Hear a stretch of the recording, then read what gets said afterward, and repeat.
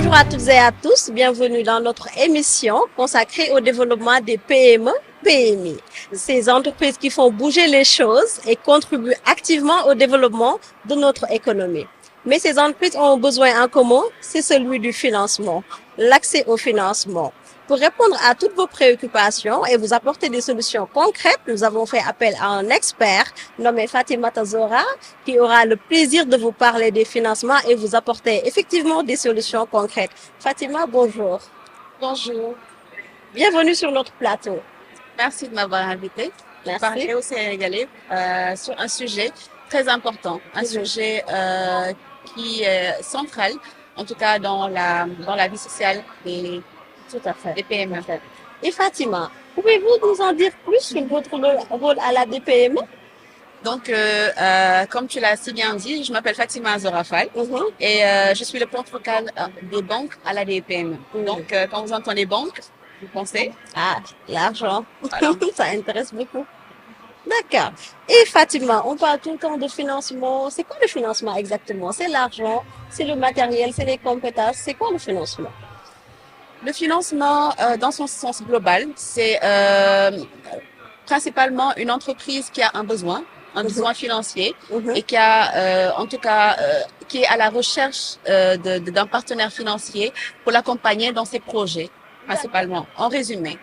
C'est ça le financement. Quels sont les préalables pour accéder à un financement? Voilà, merci Nefatou de m'avoir posé cette question parce que c'est vraiment un point qui est très important pour les PME-PMI. Au Sénégal, partout dans le monde, hein, mais particulièrement au Sénégal, les PME ont tendance à un peu se perdre, à ne pas comprendre qu'il y a vraiment des préalables, comme vous l'avez dit, pour aller au financement. Et les préalables, c'est principalement la formalisation. Quand on dit formalisation, c'est vraiment que la PME puisse s'enregistrer, avoir son numéro de registre de commerce, mais ça ne s'arrête pas là.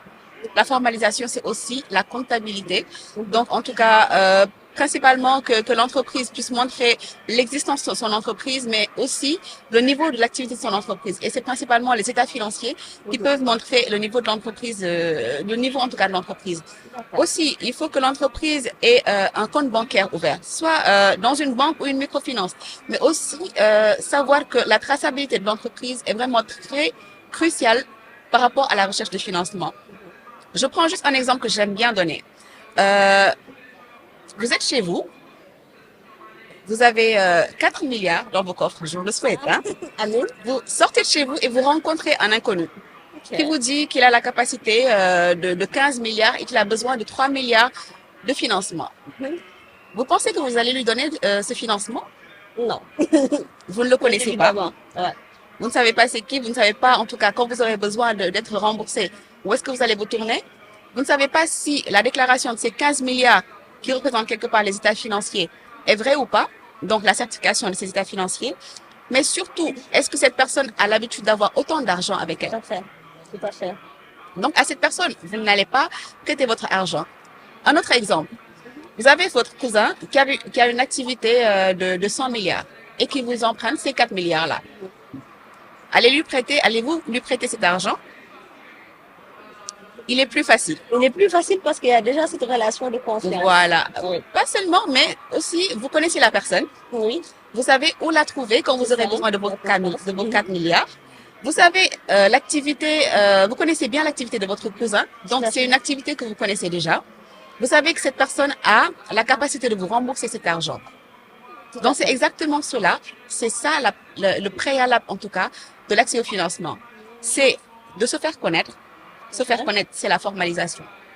Se faire connaître, c'est avoir sa comptabilité. Donc, montrer le niveau de l'activité de l'entreprise. Mais se connaître, c'est aussi de montrer le niveau de l'activité à travers la domiciliation des recettes de l'entreprise dans vos comptes bancaires. Tout à fait. Dans notre zone, il est un peu compliqué pour les entreprises d'avoir accès au financement parce qu'ils ne connaissent pas ces préalables-là. Et dans différentes zones où ces préalables sont déjà existants, la PME n'a même pas besoin d'aller vers la banque pour faire une demande de financement. Parce que oui, quand vous avez votre compte qui tourne, votre compte bancaire qui tourne, votre gestionnaire se retourne vers vous pour vous demander si vous avez un besoin de financement. Très facilement. Et là, vous êtes en posture de négocier avec la banque, contrairement à si vous alliez vers la banque alors que c'est pas connu. Tout à fait. C'est un exemple. D'accord. Ça, c'est des choses à connaître qu'il faudrait vraiment partager davantage. Donc, ce que je retiens de votre intervention, c'est la formalisation. La formalisation, on peut le résumer à l'identification de la personne et l'identification de son activité. Donc, est-ce que si l'identification est faite dans un premier temps, ça facilite l'accès au financement, comme vous l'avez dit tout à l'heure? En résumé. Évidemment, évidemment. La D'accord. formalisation est un point crucial pour l'entreprise. Mais ce qui facilite encore plus, c'est le respect des normes. C'est-à-dire aujourd'hui, si l'entreprise est formalisée et naturellement, si elle est formalisée, elle a accès au marché. Mais ça ne s'arrête pas là. Aujourd'hui, beaucoup d'entreprises ont un problème à respecter les garanties. Les garanties que les banques demandent. Donc aujourd'hui, il faut savoir que c'est un préalable. C'est-à-dire, c'est comme l'exemple que je vous donnais. Vous connaissez votre cousin. Si aujourd'hui vous avez envie d'être plus rassuré, vous auriez demandé d'avoir quelque chose de côté pour pouvoir, en tout cas, je vais pas dire mettre une pression, mais ça vous rassure plus d'avoir cette garantie de côté pour faire confiance à votre cousin, pour lui remettre cet argent. Donc vraiment, la garantie n'est pas un blocage, c'est pas un frein.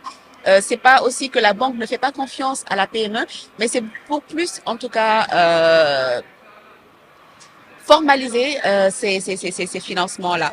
Donc, il faut pas oublier aussi que le financement est intégré dans un cadre bien défini et la Banque centrale ne fait pas de cadeaux aux banques. Donc, aujourd'hui, il y a vraiment des normes que la Banque centrale a mis en place, donc des dispositifs qu'il faut vraiment respecter et il faudrait vraiment que les entreprises puissent comprendre que c'est un préalable pour atteindre un financement. D'accord. Donc, Fatima, si j'ai bien compris, les préalables à avoir, c'est la formalisation. Il y a aussi la garantie. Et est-ce facile d'avoir cette garantie? Comment faire pour bénéficier de cette garantie? C'est des recommandations? C'est une mise en relation? Comment ça se passe en réalité, Il est très important de savoir que la garantie, ça commence par l'entreprise. Et la première garantie, c'est l'activité. À part l'activité, nous avons d'autres garanties qui sont mises en place, en tout cas par la Banque centrale à travers le dispositif. Mais savoir que la garantie, elle peut être pécuniaire, elle peut être un nantissement, elle peut être une hypothèque, elle peut être beaucoup de choses, dépendamment en tout cas du besoin de l'entreprise et du niveau en tout cas du financement qui a été demandé par la PME. En tout cas, merci beaucoup Fatima pour ces éclaircissements. Même moi qui suis profane du domaine, je commence un peu à comprendre le marché financier. Et comment jugez-vous actuellement le marché financier au niveau local? C'est en gestation, c'est un marché mature, il y a des choses à faire. Comment jugez-vous exactement ce marché? Disons que le financement bancaire actuellement au Sénégal est en gestation. C'est-à-dire, la problématique aujourd'hui que l'on a dans notre zone, c'est comme je vous ai dit tantôt, la compréhension que la PME elle a du financement. Et c'est dans ce cadre que la DPME intervient. Comme vous le savez, la DPME est dans le cadre de l'accompagnement à l'accès au financement. Donc, beaucoup pensent que la DPME finance. La DPME ne finance pas parce que ça ne fait pas partie de ses missions. Mais la DPME accompagne à l'accès au financement. Et comment la DPME accompagne à l'accès au financement? La DPME est un intermédiaire qui accompagne les PME à parler le même langage que les banques. Donc, la DPME est entre la banque et la PME.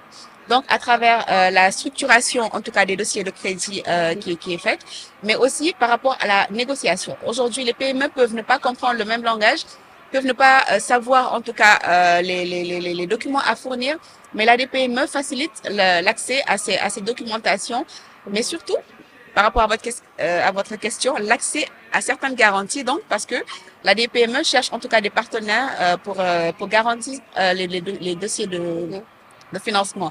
C'est l'exemple du fonds GIP. Nous avons aussi d'autres fonds de garantie comme FAGAS, FSA, etc. Donc, la DPME facilite l'accès au marché à travers cette mise à disposition, en tout cas, de ces garanties.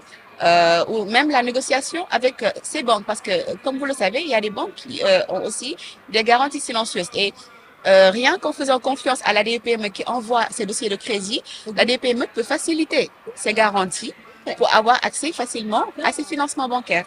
Merci Fatima d'avoir empiété sur cette question. J'allais venir à l'ADPME. Donc, ce qu'on peut retenir, c'est même si que l'ADPME ne finance pas directement, elle a mis en place des mécanismes qui facilitent l'accès au financement. Exactement. Pouvez-vous en citer un de ces mécanismes, par exemple? Il faut savoir que grâce principalement à la GIZ qui est notre principal en tout cas collaborateur sur ce programme qui est l'accès au financement bancaire, nous accompagnons les PME à avoir accès facilement au financement. Et toujours la DPME avance aussi dans la digitalisation. C'est dans ce cadre que le GUF a été mis en place. Donc le GUF qui met en tout cas autour d'une même table tous les acteurs qui peuvent faciliter le financement, c'est-à-dire que ce soit les acteurs bancaires, donc les banques, les SAE qui structurent les dossiers de financement, mais aussi les fonds de garantie. En plus des fonds d'investissement avec qui la DPME a signé aussi des conventions, donc et en partenariat pour l'accompagnement à l'accès au financement des entreprises. D'accord. Je vais te taquiner un peu, Fatimata. On vous taquine souvent les financiers d'avoir votre propre jargon. Vous avez parlé de GUF, de SAE. C'est quoi exactement en langage simple et clair?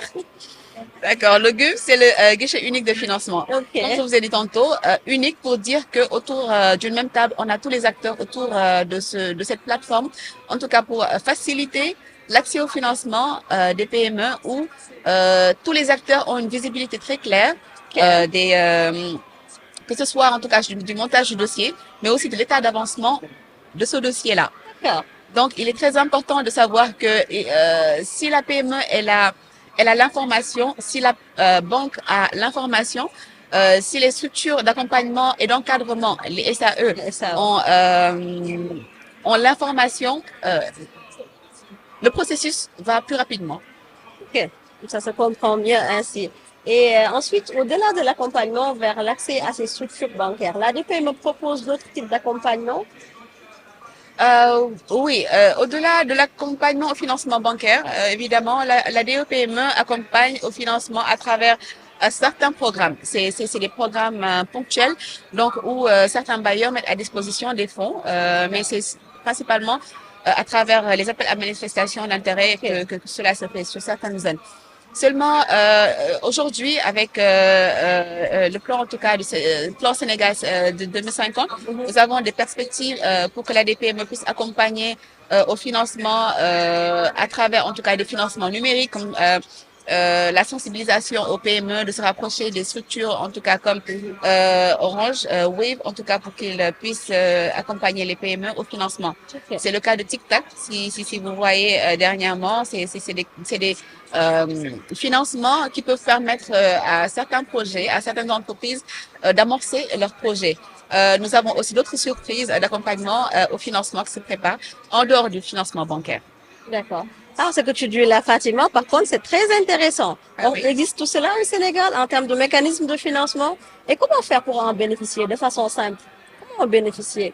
Il y a une plateforme? Oui, Ça se passe. pour bénéficier en tout cas du financement, de l'accès au financement bancaire à la DPME, je vous le disais tantôt, il faut déjà commencer par la formalisation. D'accord. Parce que tout le monde ne peut pas avoir accès au financement bancaire. C'est la raison pour laquelle la formalisation est importante. C'est Je vous ça. l'ai dit tantôt, il faut vraiment que l'entreprise soit immatriculée, mais aussi il faut que l'entreprise tienne sa comptabilité, mais retrace aussi son activité à travers son compte bancaire. D'accord. Après ce préalable, nous avons un guichet unique de financement où la PME, elle a la possibilité de s'enregistrer et de faire une demande de financement. Après cette demande de financement-là, la DPME prend en charge et analyse ce dossier pour voir si est-ce que l'entreprise est éligible. Ok. C'est un mot qui est vraiment au centre du financement, éligible. D'accord. Éligible au financement bancaire. Et après, en tout cas, ce filtre pour voir si l'entreprise est éligible, nous mettons à disposition la PME avec une structure d'accompagnement et d'encadrement qui pourra faire le montage du dossier de crédit qui sera partagé par la DPME à travers ce GUF, guichet unique de financement, où toutes les banques, en tout cas partenaires, seront enregistrées. La demande sera transférée en banque et le montage du dossier se fera à travers ce guichet unique de financement. Donc, c'est à travers toujours cette plateforme-là que la banque peut nous faire un retour pour dire si aujourd'hui c'est le financement sera accordé ou pas. D'accord. Et derrière aussi cet accompagnement au financement, la DPME ne s'arrête pas seulement à l'accompagnement jusqu'à l'accord du crédit. Mais surtout, ce qui est important aujourd'hui au Sénégal, il faut noter que l'accompagnement sur le post-financement est important parce que Très beaucoup important. d'entreprises ont des problèmes Oui. après la mise en place d'un crédit. Donc, la DPME accompagne la PME, que ce soit à la demande du financement, pendant le traitement et même après la mise en place du dossier. D'accord. Ça nous plonge naturellement sur notre prochaine question, à savoir comment monter son dossier de financement. Pour monter son dossier de financement, ce n'est pas compliqué.